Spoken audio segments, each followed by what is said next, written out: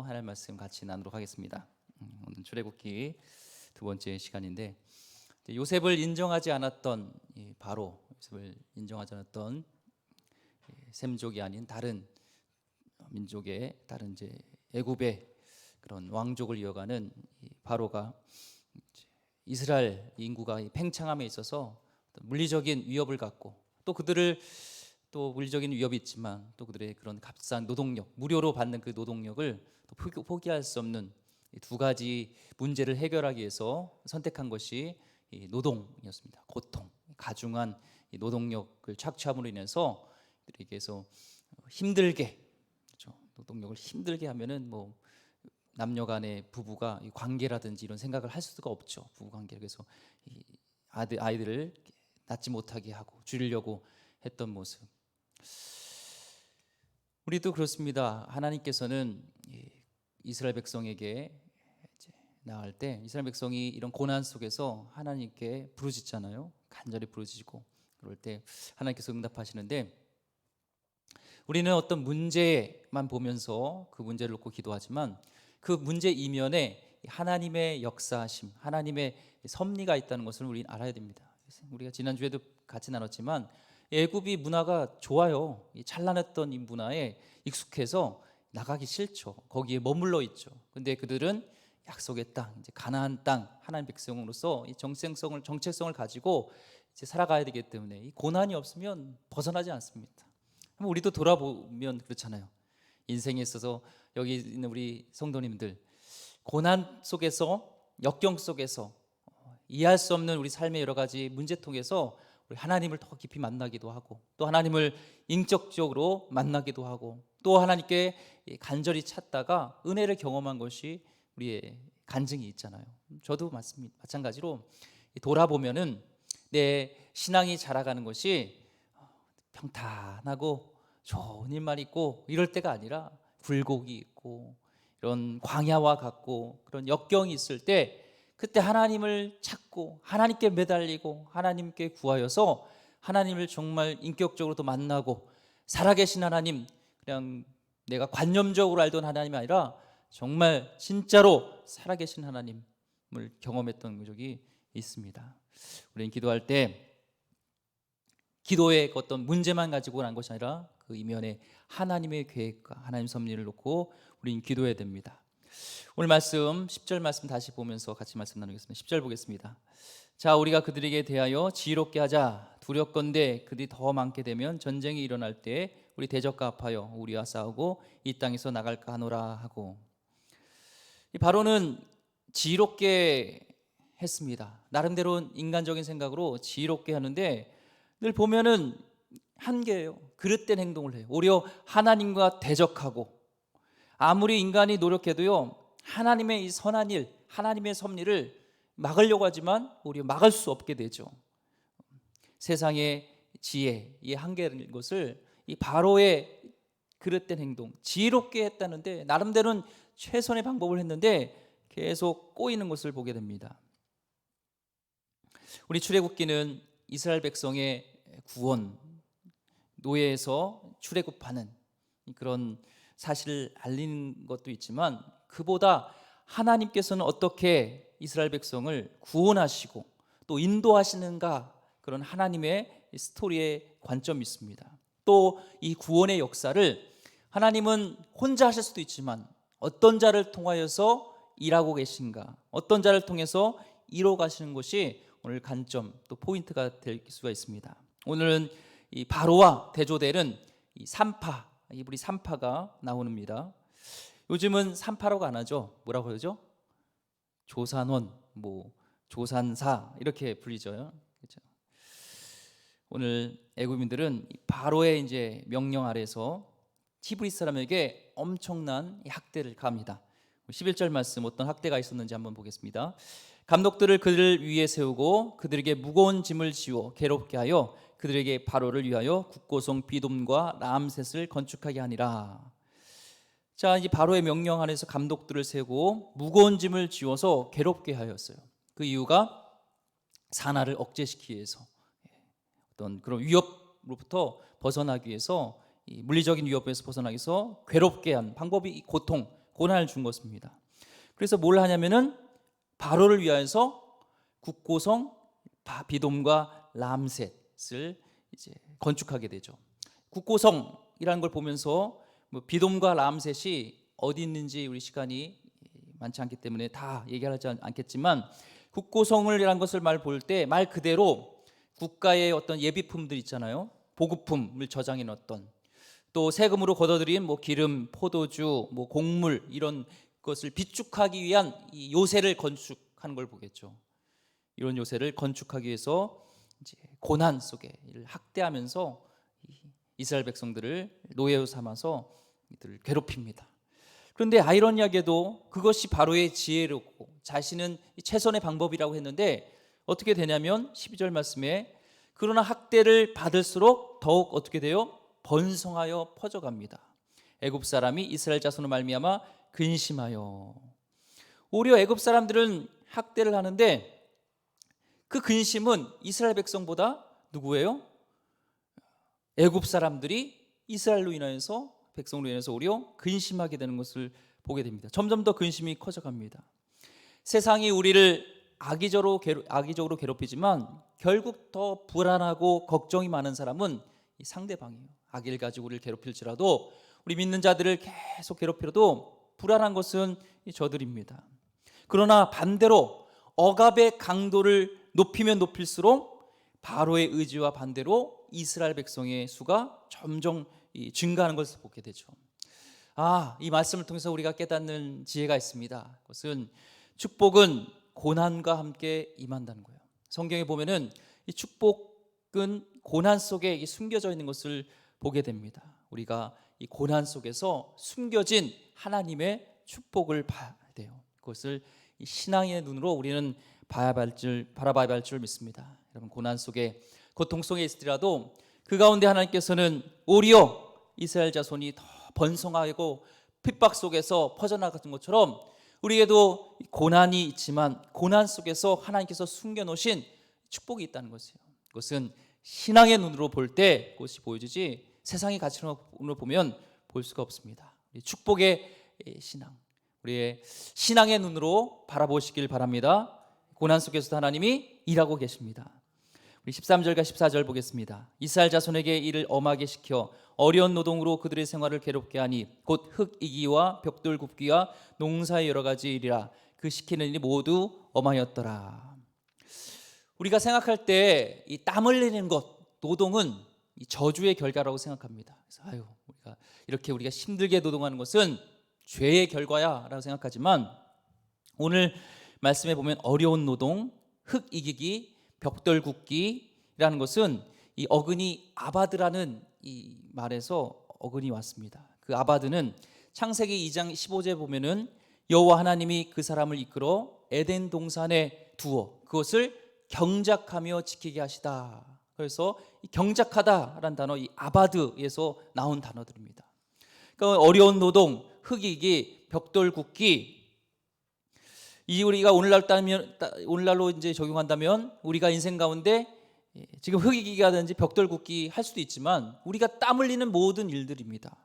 그 일들을 우리가 볼 때는 이게 죄로 인한 것이 아니라 하나님께서는 이 아담에게 에덴 동산에서 경작하게 되는, 땀 흘리는 축복을 주셨어요. 그래서 우리에게 땀이 있다는 것은, 노동은 선한 것입니다. 결단코 성경에서 노동은 나쁘다고 생각하지 않습니다. 문제는 이 타락의 결과로 인해서 땀의 동기와 땀의 과정이 부패하게 된다는 거예요. 땀을 흘리는 목적이 그것을 에덴 동산을 두어서 경작하게 하며 지키며 하나님의 명령대로 그것을 행하는 것이, 하나님을 위한 것이 이 선한 땀 흘림이었는데, 이제는 땀의 결과로 인해서 바로가 이 땀을 흘리게 하는 목적을 어디에 두게 되죠? 왜 이 땀을 흘리는 것, 오늘 어려운 노동, 흙이기기, 벽돌 굽기 뭐 이런 농사일들을 왜 하게 하죠? 불순한 동기잖아요. 바로를 위하여서, 바로의 국고성을 위해서, 자신의 탐욕과 자기의 방어와 이 두려움을 위한 수단으로 이들의 땀, 이들의 노동력을 착취하는 것이, 이것이 문제라는 것입니다. 노동을 시키게 하는 게 히브리인에게 고통을 주기 위한 경건한 선한 노동력을, 선한 땀 흘림을 타락시키게 한 것이 이 바로의 모습을 통해서 인간의 모습을 보게 됩니다. 그런데 이렇게 자신의 탐욕을 위해서, 또한 자신의 두려움 때문에 이 히브리인들에게 고통을 주기 위해서 흙 이기기, 벽돌 굽기, 여러 가지 노동을 시키는데 이게 잘 안 먹혀요. 결국에는 그래서 인구를 줄일 수 있는 두 번째 이제 계획을 또 세웁니다. 계속 계획을 세우지만 인간의 한계예요. 하나님의 계획과 하나님의 뜻을 거슬 수가 없죠. 아무리 당대의 바로라 할지라도요. 15절과 16절 말씀 보겠습니다. 애굽 왕이 히브리 산파 십브라라 하는 사람과 부하라 하는 사람에게 말하여 이르되 너희는 히브리 여인을 위하여 해산을 도울 때 그 자리를 살펴서 아들이거든 그를 죽이고 딸이거든 살려두라. 자, 애굽 왕이 인구를 줄일 수 있는, 저들의 그래서 물리적인 힘을 제어할 수 있는 그 방법이 뭐였어요? 죽이는 거죠. 아이들을, 사내아를 죽이는 거였는데, 여기 보면 누구를 부르냐면은 히브리 산파입니다. 물론 여기 번역에는 히브리 산파로 됐지만 이 산파가 히브리 사람이냐 아니면 애굽 사람이냐에 대한 것이 지금도 많은 논쟁거리가 되고 있습니다. 이 번역에 따라서 이 히브리 산파라고 번역될 수도 있지만 히브리인으로 태어난 산파, 또한 히브리 여성을 위한 산파, 이 두 가지 번역이 될 수가 있어요. 요새 유대 역사학자 요세푸스는 이 여인은 애굽 여인이었다. 70인역에도 애굽 여인으로 기록은 되어 있습니다. 문맥의 흐름상을 볼 때 이 바로가 히브리 여인의 생사를 틀어막기 위한 산파를 붙일 때 동족을 붙이지 않겠죠. 애굽 사람을 붙이겠다는 이런 문맥적인 흐름을 볼 때는 히브리 산파가 애굽 사람이었겠다라는 그런 것이 좀 더 설득력이 있게 보입니다. 자, 어찌됐든 당시에 이 산파는 거의 노예 계급이었습니다. 인정받지 못하는 하류층 사람이었습니다. 하나님은 이 구원의 계획을 이뤄가는데 아이러니하게 바로라든지 뭔가 높은 사람을 사용할 수도 있지만 하나님은 연약한 자, 이렇게 밑에 하류층 사람들을, 연약한 자를 통하여서 하나님의 구원을 이뤄가는 것을 보게 됩니다. 오늘 16절 말씀 보면요, 이제 다시 한번 보면 이르되 너희는 히브리 여인을 위하여 해산을 도울 때에 그 자리를 살펴서 아들이거든 그를 죽이고 딸이거든 살려두라. 그래서 해산을 도울 때 자리를 살피라고 하는데, 이 자리라는 단어가 원래는 두 돌들이라는 뜻이 있습니다. 두 돌들이라는 것을 자리로 이렇게 한 거예요. 은어라고 할까요? 이 방송에서 보면은 가끔 욕하는 그런 장면이 있어요. 저 코미디 프로라든지 뭐 할 때 이 욕을 딱 하면서 10원짜리야 하면서 뭔가 이렇게 CCTV야 하면서 이렇게 욕을 할 때 삐 처리가 됩니다. 그와 비슷하게 생각하면 될 것 같아요. 이 자리라는 것은 두 돌들이라는 뜻이지만 정확하게는 남자의 이 고환을 상징해요. 그러니까 생식기죠. 그 생식기를 봤을 때 이게 아들이다 생각하면은 죽이고 딸이면 살려두라 얘기를 합니다. 생명의 주권은 누구에게 있는 것이죠? 하나님에게 있잖아요. 아멘. 하나님에게 있습니다. 바로도 아니에요. 산파도 아니에요. 그런데 지금 바로는 하나님의 영역을 침범하죠. 자신이 이 생사요탈권을 갖고 있는 것처럼 하면서 자기의 주권에 없는 것을 이 계획을 세웁니다. 그래서 아들이거든 그를 죽이고 딸이거든 살려두라. 왜 아들은 죽이고 딸이면 살려둘까요? 남존 여비가 아니라 당시에 여존 남비 이런 문화가 있었나요? 딸은 여자들은 이제 물리적으로 위협이 안 되는 거예요. 자신에게 위협이 안 되죠. 살려두라는 겁니다. 하지만 아들은 강해질 수 있죠. 자신의 물리적인 위협이 될 수가 있잖아요. 군사력이 될 수 있잖아요. 그래서 강한 자는 밟아 없애버리고 여인처럼 연약한 이런 자들은 자유로 소유로 삼겠다는 것이 이 세상의 구조를 보여주는 겁니다. 바로가 이 세상의 구조, 세상의 가치관을 그대로의 행동으로 옮기는 것이죠. 근데 여기에 하나님의 놀라운 위대한 반전이 있습니다. 성경의 역사만 봐도 구원의 실마리를 보면 이렇게 강하고 힘이 있는 능력 있는 자를 통해서 이뤄갈 것 같은데, 하나님은 이 구원의 실마리를 연약한 여인들을 통하여서, 하찮아 보이는 여인들을 풀어가는 것이 하나님의 방법이에요. 오히려 세상이 하찮게 여기는 자들, 쓸모없다고 여기는 자들 통해서 교만한 자들을 부끄럽게 하는 것이 이 하나님의 방법이라는 겁니다. 예수님도 보세요. 한 비천한 여인 마리아의 몸에서 이 땅에 오시고요, 룻 이방 여인의 몸에서 구주가 오시는 그 자손이 된 것이잖아요. 우리는 무조건 강한 자, 1등한 자만이 성공이라는 이 우상 노름에서 빨리 벗어나야 됩니다. 바로가 살려두라고 영향력도 없는 존재들, 바로의 소유물에 불과한 인생들, 당시에는 실제로 그 여성들의 그런 위상이 그랬습니다. 근데 하나님은 이런 여인들을 통하여서, 산파도 여인이었고요, 또 이 모세의 어머니 요게벳도 여인이잖아요. 또 바로를 이 나일강에서 건져낸 이 바로의 공주도요, 여인이었습니다. 여인들을 통하여서 모세를 살리면서 저들을 통하여서 구원해내는 하나님의 놀라운 통로가 되는 것을 보입니다. 예전에 그런 말이 있었죠. 1등만 주목하는 더러운 세상 모르겠죠. 이 세상은 1등을 주목합니다. 올림픽도 보세요. 우리나라는 금메달이 중요해요. 아무리 동메달, 은메달 많이 따도요, 순위를 볼 때는요, 금메달 몇 개냐 따라서 1등부터 쭉 해서 우리나라 보니까 동계올림픽 한 14위 정도 되더라고요. 근데 다른 나라는 그러지 않습니다. 유럽에는 특별히 메달 개수를 통하여서 이렇게 순위를 매기잖아요. 등수를 매기잖아요.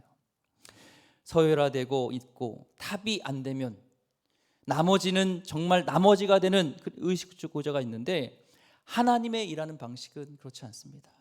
연약할지라도 부족한 자를 통해서도 하나님은 일하십니다. 오늘 쓸모없어 보이는 여인을 통해서, 산파라는 여인을 통해서, 당대의 노예 계급처럼 밑바닥에 있는 여인을 통해서 하나님의 구원을 이뤄가는 하나님의 일을 보면서, 오늘 이 자리에 있는 우리 성도님, 또 인터넷에서 예배 드리는 우리 성도님 가운데 나는 하찮아 보이고 연약해 보일지라도 위대하신 하나님을 크게 볼 때, 하나님을 연약한 자를 통해서도, 나 같은 존재를 통해서 하나님의 구원의 계획을 이뤄간 것을 믿으시길 바랍니다. 그런데 이 산파들은요, 17절에 보니까 하나님을 두려워했습니다. 야레, 경외하다는 뜻도 있지만 두려워했습니다. 그래서 하나님을 두려워했기 때문에 애굽 왕의 명령을 어기고 목숨을 내놓는 거죠. 왕의 명령을 어겼다는 것은 남자아기를 살린지라 합니다. 산파들이 누구를 두려워했다고요? 하나님을 두려워했습니다.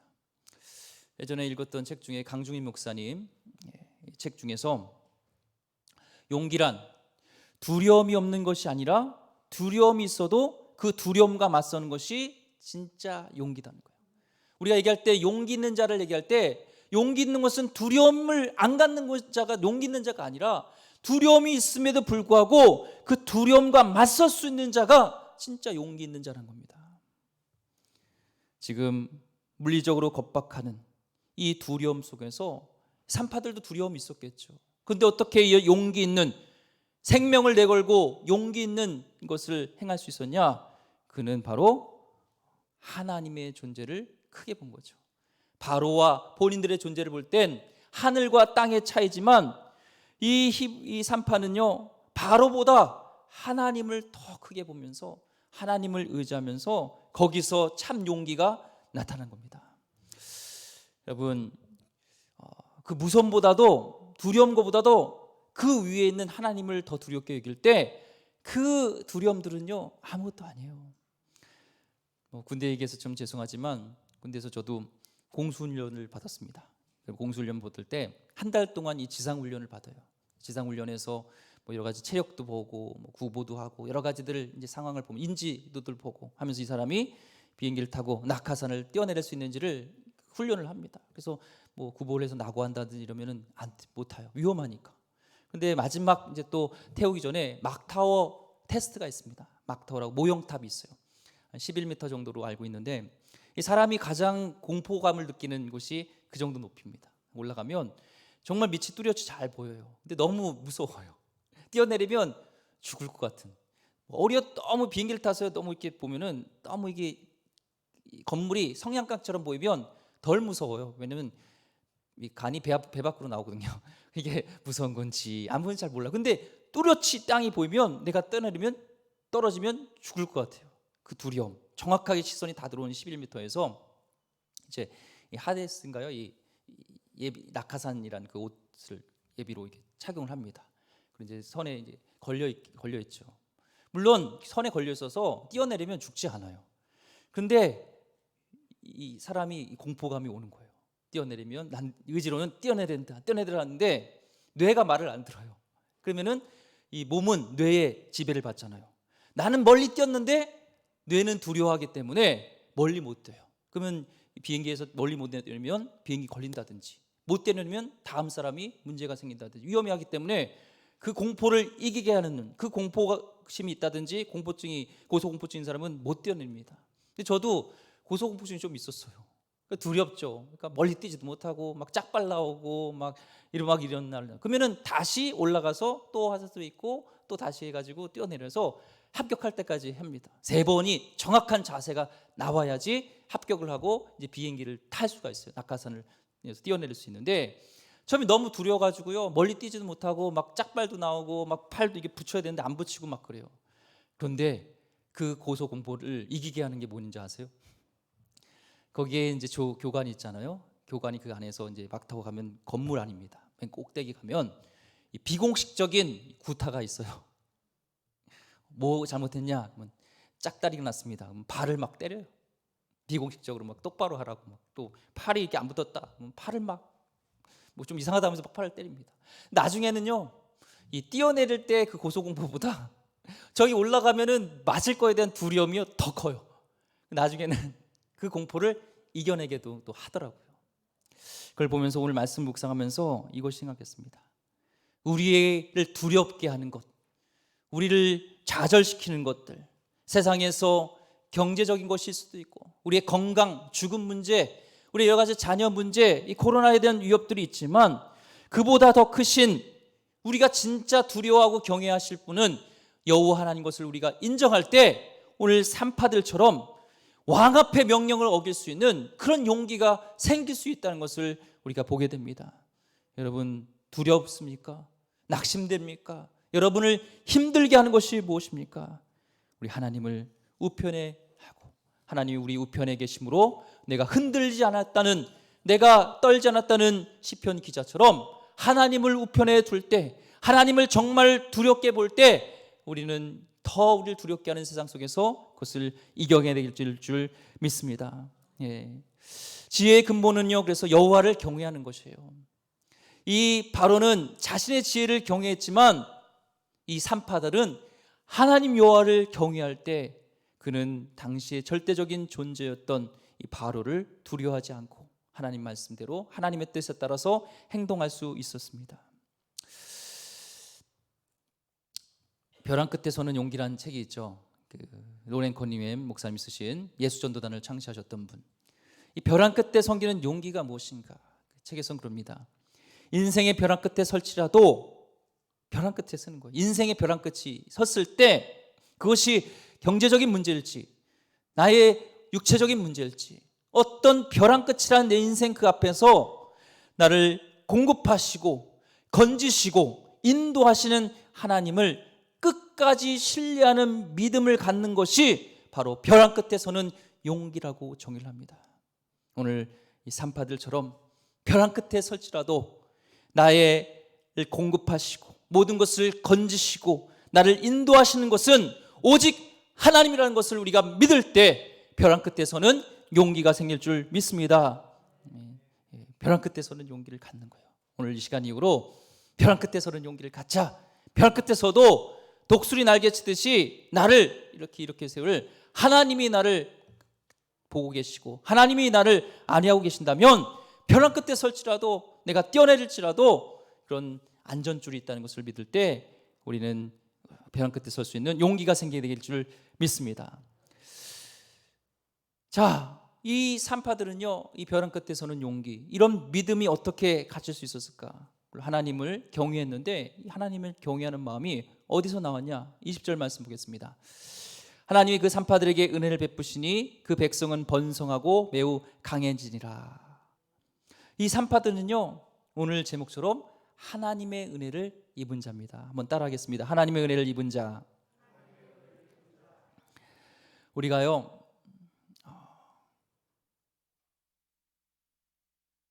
이 벼랑 끝에 섰을 때 하나님의 절실함을 가지고 하나님을 부르짖고 하나님을 찾고 싶은 그 목마름이 있다는 것 자체가 복이고 그게 은혜예요. 똑같은 어려움과 똑같은 절체절명의 속에서 하나님을 찾고 하나님을 두려워하고 하나님을 경외하게 하는 것이 내 뜻대로 되지 않는다는 거예요. 그렇잖아요. 똑같은 상황 속에서도 누구는 하나님을 의지하고 누구는 나를 의지하면서 한탄만 하고 있지만 어떤 자는 하나님을 경외함으로 하나님께 나아감으로 하나님께 부르짖음으로 그걸 기도로 돌파해 버리잖아요. 그것이 하나님이 주시는 은혜입니다. 오늘 이 자리에 어떤 두려움과 어려움이 있을지라도 내가 이것에 오게 한 것이 나의 의지로 온 것 같지만 하나님의 은혜의 섭리가 있는 줄 믿습니다. 성경에 보면은 이 마태복음에 특별히 나병 환자가 나와요. 절대 절망 속에 있습니다. 그가 예수님 앞에 서는 용기를 갖습니다. 마병 환자가 예수님 앞에 설 수 없죠. 정상적인 사람이 섰으면 돌 맞아 죽을 수도 있습니다. 그런데 예수님이요, 당신이 원하시면 나를 치료할 수 있습니다 라는 믿음이 생겨요. 나병 환자의 믿음이 생겨요. 왜 믿음이 있었을까요? 그래서 어떻게 예수님께 나올 수 있었을까요? 마태복음 5장 1절 보면 예수님께서 이제 산상수훈을 베푸시기 위해서 무리를 보시고 산에 올라 앉으시고 제자들이 나옵니다. 무리들이 옵니다. 산상수훈을 이제 7장부터 쭉 베푸시고 이제 복 있는 자를 쭉 얘기하셨죠. 하나님 나라 원리를 설명하시고 8장 1절에 보면 마태복음 이제 예수께서 산에서 무리들과 내려오십니다. 수많은 무리가 따라요. 그러고 나서 나병 환자가 8장 2절과 3절에 보면 예수님께 나옵니다. 한 나병 환자가 나와 절하여 이르되 주여 원하시면 저를 깨끗하게 하실 수 있나이다 하거늘. 3절 예수께서 손을 내밀어 그에게 대시며 이르시되 내가 원하노니 깨끗함을 받으라 하시니 즉시 그의 나병이 깨끗하여진지라. 아멘. 이걸 통해서 나병 환자가 그 산상수훈을 베푸실 때 하나님의 말씀을 들었어요.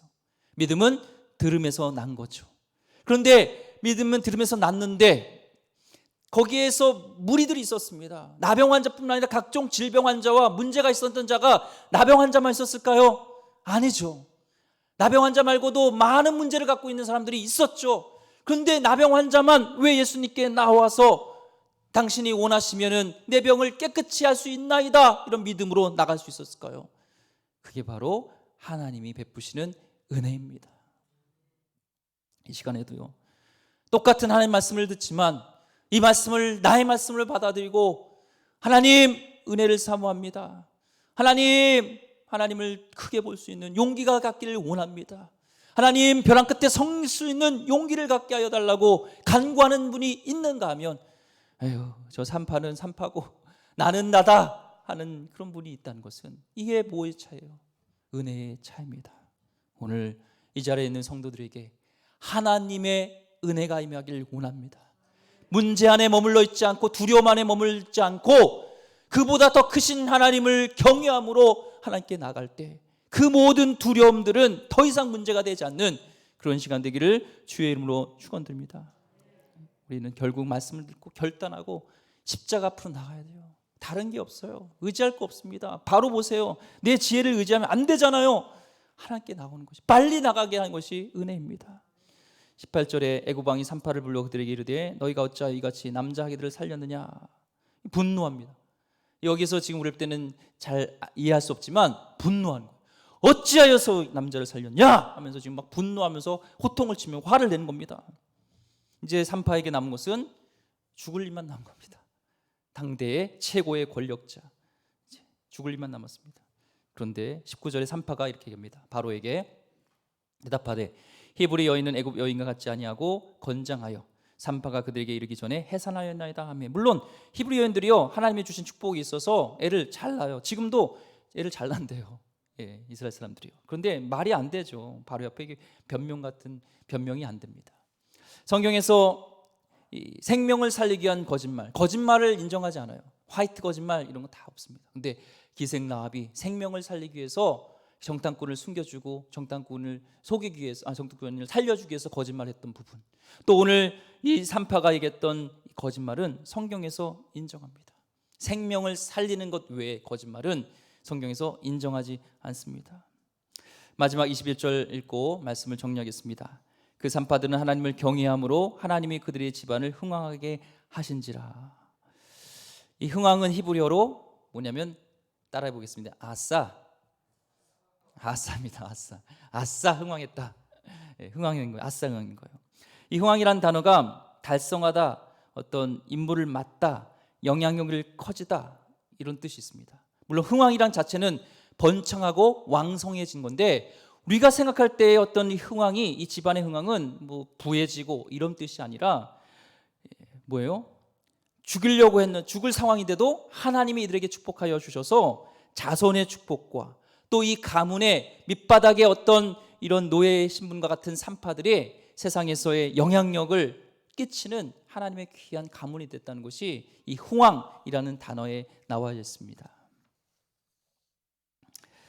바로의 기준에는 살려둬도 아무런 영향력이 없는 이 산파를 통해서 하나님께서는 하나님의 놀라운 구원의 계획을, 하나님의 뜻을 이뤄가는 것을 보게 됩니다. 이것이요, 하나님이 일하는 방식이요, 우리는 능력 있고 힘 있고 이런 자를 통해서 일하신 것 같지만 주님의 기준은요, 겸손하고 그분의 능력 손에 붙들린 약한 자를 통하여서 하나님은 일하신다는 것입니다. 나병 환자가 은혜를 입고 그 말씀의 은혜를 받아서 예수께 나와서 병이 깨끗이 치료되어지고 구원까지 얻을 수 있었던 이유는요, 그 심령이 가난했습니다. 성경의 마태복음 5장 3절 말씀에 그것을 저는 이 나병 환자가 들었다고 생각해요. 심령이 가난한 자는 복이 있나니 천국이 그들의 것이며. 심령이 가난하다는 이 성경적 사전적 의미는요, 내 안에 나를 의롭게 할 수 있는 것이 전혀 없이 파산된 존재를 깨닫는 거예요. 더 구체적으로 얘기하면 포로로 붙잡혀 가서 더 이상 나의 힘으로는 이 노예 포로로 된 것에서 내가 해방될 수 없음, 누군가 구원해 주지 않으면 나는 절대로 여기서 해방될 수 없음을 인정하는 그 자세가 바로 성경에서 말하는 심령이 가난한 자입니다. 오늘 하나님께서는 우리에게 은혜를 주십니다. 어떤 자에게요? 심령이 가난한 자에게 하나님의 은혜가 일어날 줄 믿습니다. 오늘 온전히 바로처럼 하나님의 지혜가 아닌 자신의 지혜가 아니라 절대적으로 하나님을 신뢰하면서, 하나님 오늘도 주님이 나에게 필요합니다. 내 심령에 하나님 주님이 필요합니다. 우리 가정에 주님이 필요합니다. 내 마음에도 이 나라에도 우리 교회에도 절대적으로 하나님 주님이 필요합니다. 라는 그런 심령이 가난한 자에게 하나님의 은혜가 임할 줄 믿습니다. 그런 하나님의 귀한 백성 되기를 주의 이름으로 축원드립니다. 기도하겠습니다. 하나님, 오늘 산파라는 연약한 자지만 그들은 하나님의 은혜를 입은 자인 것을 믿습니다. 하나님, 저도 하나님 세상에 볼 때 미천한 자일 것 같고 부족한 자일지만 하나님의 은혜를 입기를 소망합니다. 하나님, 내 심령이 가난해지기를 원합니다. 오늘 이 시간에 온전히 주님을 받아들일 수 있는, 주님을 신뢰하며 주님께 나갈 수 있는 심령이 가난해져서 내 모든 의롭게 하신 것을 다 하나님 깨어버리고 다 파산된 존재인 것을, 난 망한 주님이 아닌 망한 존재인 것을 깨닫고 주님 앞에 나갈 때 주님을 만나고 하나님 두렵게 하는 것들을 떨쳐버리고 주님께 나갈 수 있는 귀한 하나님 백성 되게 하여 주시옵소서. 귀하신 예수 그리스도 이름으로 기도드립니다. 아멘.